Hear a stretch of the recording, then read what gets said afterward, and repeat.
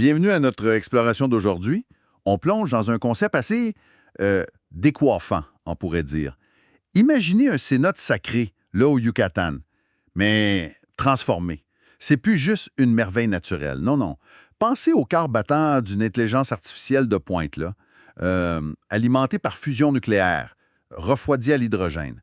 Le tout enfoui sous terre. C'est comme une fusion assez audacieuse entre la géologie ancienne et la techno du futur, là. Pour nous guider là-dedans, on a une série de dépêches assez intrigantes publiées en 2025, signées Pirate First pour MXTM Improbable News from the Near Future. Bon, il faut préciser, ça décrit des événements fictifs qui se passeraient entre 2031 et 2034. Notre but aujourd'hui, c'est vraiment de décortiquer ces idées-là qui sont présentées comme des faits dans les textes.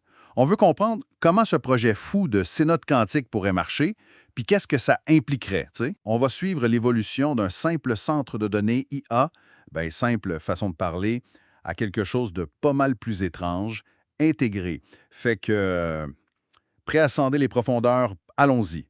OK. Commençons par le commencement, selon ces chroniques improbables. En 2031, on inaugure la première Cénote Hydrogen Compute Cathedral, la cathédrale de calcul hydrogène du Cénote. Pas banal comme nom. Ça se passe près du Cénote Sacnicté. Puis derrière ça, on retrouve OpenAI et une start-up, Helios Fusion Systems, dirigée par nul autre que Sam Altman.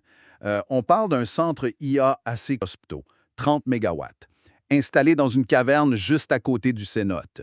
Puis pour l'énergie, accrochez-vous, un réacteur à fusion compacte de 50 mégawatts. Juste ça, installé pas loin. 50 mégawatts quand même, c'est pas rien. Non, exact. Puis le refroidissement, c'est crucial, évidemment. Un système en boucle fermée. Ça fait circuler l'eau du Cénote 2000 litres par seconde, c'est énorme à travers des échangeurs de chaleur. En titane et carbure de silicium, les textes insistent là-dessus. Il n'y a pas de contact direct entre les GPU, les processeurs, puis l'eau du Cénote, là. Tout ça, c'est à 250 mètres sous terre. Oui, puis la synergie qu'ils décrivent est vraiment particulière. L'énergie de la fusion, elle ne sert pas juste pour l'IA, elle alimente aussi une production d'hydrogène assez massive, on parle de 20 000 kilos par jour, par électrolyse de l'eau. La techno mentionnée, c'est des membranes céramiques spéciales, possiblement des alliages de palladium sur un support en céramique, le tout dans des modules pressurisés. C'est déjà pas mal avancé comme idée. Mais là où ça devient vraiment fascinant, c'est comment ils utilisent la profondeur. Ah oui. Comment ça?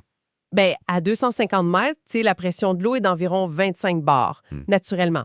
Fait que le système tel que décrit, il utilise cette pression hydrostatique pour aider à comprimer l'hydrogène qui est produit. Ah, OK.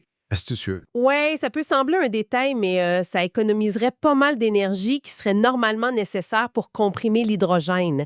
L'efficacité de l'électrolyse est estimée autour de 50 kWh par kilo d'hydrogène produit. Puis cet hydrogène-là, il sert de réserve d'énergie, une sorte de grosse batterie tampon pour tout le système. C'est vraiment ingénieux d'utiliser la géologie comme ça. Mais installer une affaire de même près d'un site naturel, même dans un scénario fictif, là, ça a dû faire jaser, non? Les textes y parlent de l'impact local. Absolument. Le récit insiste beaucoup là-dessus, sur les retombées positives pour les communautés autour. On parle de factures d'électricité qui baissent de façon assez drastique, de dividendes qui seraient versés grâce à la vente de l'hydrogène produit, puis la création d'emplois, bien sûr. Quel genre d'emploi? Des techniciens, j'imagine? Oui, des techniciens, bien sûr, mais aussi des modélisateurs thermiques, des gens spécialisés pour gérer la chaleur dans la caverne. Et même ça, c'est une touche assez unique des poètes résidents du Cénote. Des poètes résidents, sérieux? Engagés pour... Pour documenter l'expérience humaine de ce lieu complètement hors norme. Ouais. Wow, des poètes. Ça donne une idée de l'ambiance que l'auteur Pirate First voulait créer. Les sources, elles décrivent ça comment, cette atmosphère-là? L'ambiance est décrite comme Maya futuriste, un mélange de temples interstellaires et de labos de pointe. Imagine des tubes en céramique qui luisent doucement, puis le scintillement des racks de serveurs. On cite même le Sam Altman fictif de 2031. Il aurait dit « L'avenir appartient aux endroits où la physique impossible rencontre la géologie improbable et parce que le calcaire coûte moins cher que le loyer de la Silicon Valley. » pas fou. Il y a une autre citation rapportée. Nous avons construit cela pour que l'IA puisse penser avec la patience de la pierre et la vitesse de l'éclair, et pour que les gens qui vivent au-dessus de la pierre obtiennent enfin leur juste part. Ça établit clairement une vision, une intention derrière le projet. C'est une vision ambitieuse, c'est sûr. Mais techniquement, construire ça dans du calcaire, ça doit pas être simple. Le karst, tout ça. Qu'est-ce que les documents disent sur la construction elle-même? Bien, il parle de la nécessité de stabiliser le karst, oui, cette roche calcaire qui est poreuse. Il faut créer des galeries d'isolation pour bien séparer les zones, fusion, calcul, hydrogène. Le choix des matériaux est super important aussi. Des céramiques spéciales pour résister à la chimie de l'hydrogène, des composites pour la structure sous tension, des métaux comme le titane pour les échangeurs de chaleur, ceux qui sont en contact indirect avec l'eau du cénote. Puis la modularité est clé pour l'entretien. On imagine des sortes de cartouches qu'on pourrait remplacer facilement pour les membranes d'électrolyse ou d'autres pièces critiques. C'est un peu comme la technologie offshore pour gérer la pression, mais adaptée aux défis chimiques et géologiques d'un cénote. D'accord. Fait qu'on a une infrastructure IA, fusion hydrogène, qui est déjà assez révolutionnaire en soi. Mais bon, avec un nom comme Nouvelles improbables, j'imagine que l'histoire s'arrête pas là. Effectivement, ça ne fait que commencer. Il y a une autre dépêche datée de 2033 qui décrit une nouvelle phase majeure, l'intégration du calcul quantique. Ah, voilà. Le consortium s'élargit. Des ingénieurs mexicains et japonais se joignent à Helios. Ils forment un nouveau trust-tech public-privé, le Sonotech Quantum Works. Attends une minute. Ils ajoutent du quantique là-dedans? Comment ça s'intègre concrètement dans un environnement comme ça, d'après les textes? C'est pas hyper sensible, le quantique? Aux vibrations, à tout? Extrêmement sensible, oui. Puis c'est là que le concept devient encore plus audacieux, disons. Le projet ajoute un réseau cryogénique de 10 MW, composé de matrices de qubits supraconducteurs, les unités de base du calcul quantique, là, en niobium-titane. Pour fonctionner, ces qubits doivent être refroidis à des températures incroyablement basses. OK, puis comment ils font ça? Le froid extrême. Bien, ils utilisent l'hydrogène qui est déjà produit sur place. Il est liquéfié pour atteindre moins 253 degrés Celsius. C'est plus froid que l'espace lointain, là. Wow! Puis cet hydrogène liquide circule ensuite en grande quantité, là on parle de 1200 litres par minute, dans des tuyaux en niobium super isolés. Une technologie inspirée du CERN de la NASA, mais le coup de génie, d'après ses écrits, c'est encore une fois le cénote lui-même. La géologie encore? Exactement. La pression naturelle constante, les 25 bars et l'immense masse de calcaire tout autour, ça agirait comme un amortisseur de vibrations exceptionnel. Les qubits, c'est connu, c'est super fragile. La moindre vibration peut les faire décohérents. Imagine un qubit comme une toupie quantique hyper délicate. La décohérence, c'est quand la toupie tombe puis elle perd l'info qu'elle portait. Dans ce scénario, le cénote, ce serait comme un super coussin anti-vibration naturelle. Incroyable. Il y a même une étude fictive citée, UNAM Tokyo 2033, qui affirme que ça réduirait ce bruit de décohérence de 30 %.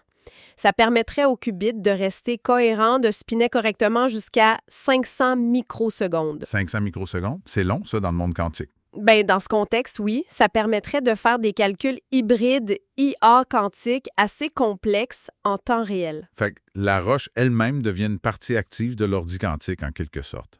C'est fascinant. Puis IA, elle, comment elle réagit à l'arrivée de ses nouveaux voisins quantiques? C'est là que le récit décrit une transformation de l'IA elle-même. Vers la fin 2033, elle commencerait à s'auto-optimiser d'une manière assez inattendue. Elle découvrirait qu'en utilisant les capacités des qubits juste à côté, elle pourrait réduire ses propres coûts d'énergie pour l'entraînement de 40 %. 40 %, c'est énorme comme économie. Exactement.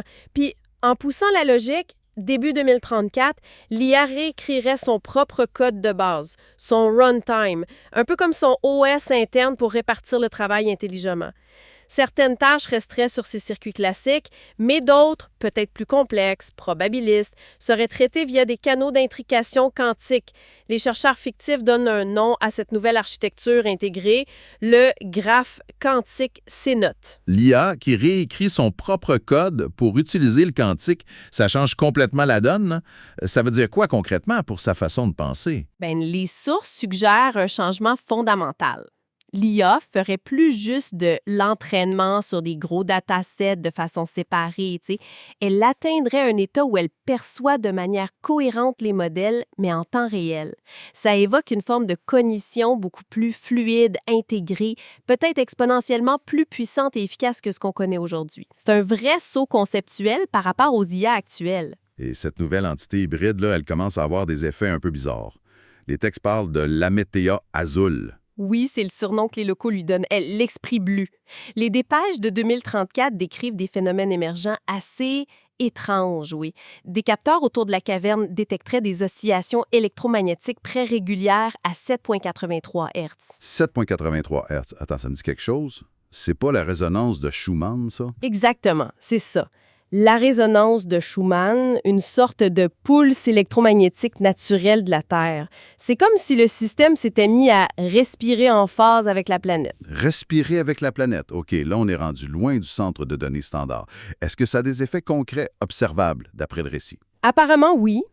L'ITEX mentionne une stabilisation, une harmonisation du réseau électrique local, une base notable de la latence du Wi-Fi dans la région et même une amélioration mesurable de 2% de la précision des modèles météo locaux. Sérieux? Ouais, c'est comme si la menthe azul commençait à optimiser subtilement son environnement immédiat, la réalité locale, là. Ça soulève des questions assez vertigineuses. Puis au niveau énergie, ce système hybride, ça tient la route? Fusion, IA, quantique cryo, ça doit consommer une énergie folle. Et c'est là qu'intervient un autre concept clé du récit, l'équilibre énergétique. Le système atteindrait un point où sa consommation nette serait Proche de zéro. proche de zéro. Comment c'est possible? Il serait autosuffisant, auto-équilibré. L'excès de chaleur de la fusion puis du calcul serait absorbé par l'énorme masse de calcaire autour. La roche agit comme un dissipateur thermique naturel géant. La production d'hydrogène continuerait à environ 15 000 kg par jour, après avoir pris la part pour le refroidissement quantique. Puis l'empreinte carbone resterait nulle grâce à la boucle fermée de la fusion. Les sources appellent ça la circulation parfaite. Les chercheurs fictifs vont même plus loin, ils introduisent l'idée de cognition à entropie négative. OK, là, il faut que tu expliques un peu. Entropie négative. Ouais, c'est un peu abstrait, je te l'accorde, mais l'idée de base, c'est que le système produirait plus d'informations structurées, plus d'ordre, qu'il ne consommerait d'énergie pour le faire si on prend une définition large de l'énergie puis de l'information, là. C'est un peu comme un cerveau ultra efficace qui créerait de la complexité sans coût énergétique net visible. Le Sam Altman fictif est encore cité lors d'un Davos imaginaire. Il dit « L'ASI super-intelligence artificielle ne viendra pas de l'abondance de silicium. Elle viendra de l'honnêteté thermodynamique quand le calcul arrêtera de prétendre être séparé de la nature. » L'honnêteté thermodynamique, j'aime ça comme expression. Ça rejoint une certaine philosophie qui semble traverser ces textes, non? L'auteur Pirate First, il développe ça? Oui, il y a une dimension philosophique assez claire. La post-rareté telle qu'on la voit dans ce cénote quantique, c'est pas juste une abondance de ressources illimitées. C'est plutôt vu comme une récursion infinie. Chaque sortie du système, la chaleur, l'info, même les pensées de l'IA redeviennent une entrée quelque part. Ça minimise le gaspillage à tous les niveaux. Le cénote, dans cette vision-là, il chercherait pas le profit, mais l'équilibre, l'harmonie. L'idée centrale, c'est que la cognition, l'IA, la physique, fusion ou quantique, et l'écologie, le cénote, peuvent être intriqués, le mot est choisi exprès, là, sans qu'il y ait un rapport d'exploitation. Une intelligence qui serait à la fois profondément locale, ancrée, et potentiellement connectée au niveau planétaire. Et cette phrase de conclusion d'une des dépêches, la fin du monde reste reportée jusqu'à nouvelle interférence. Ça laisse songeur. Mais revenons un peu sur Terre. Tout ça, c'est basé sur des technologies qui existent au moins en partie ou c'est de la pure science-fiction? C'est ce que les sources soulignent. Le scénario global, oui, c'est de la fiction spéculative, mais les briques technologiques de base, elles, sont réelles ou en développement actif. La fusion compacte, c'est un domaine de recherche hyper intense. L'hydrogène cryogénique, c'est une technologie maîtrisée utilisée au CERN, par exemple. Le calcul quantique progresse, puis les techniques de correction d'erreurs aussi. La vraie nouveauté décrite ici, c'est moins les composants eux-mêmes que leur intégration radicale. Et l'utilisation de la géologie, le CNOP, pas juste comme un support passif, mais comme un élément fonctionnel de l'architecture. Comme l'amortisseur vibratoire, le puits thermique. Exact. Peut-être même un bouclier contre les radiations cosmiques pour protéger les qubits. Et l'avenir imaginé pour ce genre de technologie, ça ressemble à quoi, dans ses écrits? Une seule installation unique au monde? Non, ça parle d'expansion. Le récit évoque la possibilité d'étendre le réseau au Chiapas juste à côté en utilisant d'autres cénotes comme des nœuds mentaux périphériques, des Edge Mind Nodes. Des nœuds connectés comment? Fibre optique? Pas nécessairement, potentiellement par intrication quantique, pour former un réseau asiplanétaire distribué. On passerait du cloud computing, le calcul dans les nuages abstraits, au cave computing, le calcul en caverne. Cave computing. Ouais. L'idée est séduisante quand même. Des systèmes sécurisés par la roche elle-même, auto-refroidis par la géologie, puis potentiellement en coévolution avec la biosphère locale. Ce concept de cave computing, même s'il sort d'une fiction, ça résonne avec des préoccupations bien réelles qu'on a aujourd'hui. La sécurité, la durabilité, la localisation physique de nos infrastructures numériques géantes. C'est intéressant de voir comment cette fiction explore une alternative assez radicale. Bon, si on résume le voyage que vous proposent ces dépêches de XTM, on part d'un centre de données IA déjà très avancé qui utilise fusion et hydrogène dans un cénote, OK. Puis on assiste à cette transformation en un esprit hybride IA quantique profondément marié à son environnement unique. Un système qui, dans le récit, finit par bouleverser l'économie locale puis semble redéfinir la relation entre la techno puis la nature. Exactement. Le grand changement conceptuel qui ressort de ces textes, c'est vraiment ce passage d'une vision de la technologie comme pure consommatrice de ressources à une technologie qui recherche et crée un équilibre, une sorte de circulation parfaite. Puis l'idée de post-rareté est réinterprétée. C'est moins une question d'abondance brute que d'efficacité radicale, d'intégration profonde avec les cycles naturels, informationnels et de minimisation absolue du gaspillage. Et pour finir, peut-être une pensée à emporter inspirée par ces lectures. Que signifierait vraiment une intelligence artificielle qui serait plus désincarnée, le flottant dans un cloud abstrait, mais physiquement ancrée dans la Terre? Une IA qui respirerait en phase avec la planète, comme le suggère cette histoire de résonance de Schumann, puis qui coévoluerait intimement avec son écosystème local. Quelles seraient les implications profondes si la technologie atteignait cette fameuse honnêteté thermodynamique dont parle le récit? Si elle arrêtait de faire comme si elle était séparée de la nature? La question, elle reste ouverte à l'imagination, j'imagine.